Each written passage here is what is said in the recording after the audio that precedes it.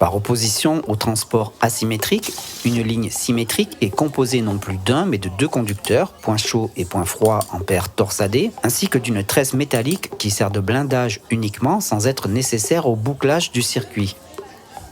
Deux conditions sont requises pour la symétrisation d'une ligne. La première et la plus importante est que la ligne doit être équilibrée, d'où le mot anglais balanced.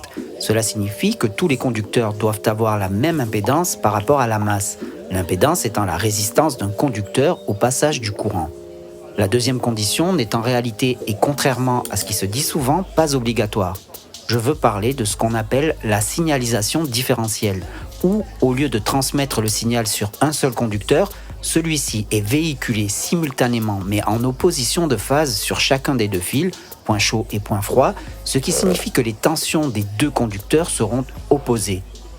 Le signal est ensuite réceptionné et désymétrisé par transformateur ou amplificateur différentiel. Seule la différence de tension entre les deux conducteurs est prise en compte, le mode commun, c'est-à-dire tout signal commun aux deux conducteurs, est ignoré. Notre ligne de transmission est équilibrée, toutes les impédances par rapport à la masse étant égales. De ce fait, toute interférence induite l'est sur les deux fils conducteurs, en phase et à la même amplitude, et ce même en l'absence de signal utile. Ces signaux parasites étant en phase, leur différence est nulle, donc non prise en compte au moment de la désymétrisation.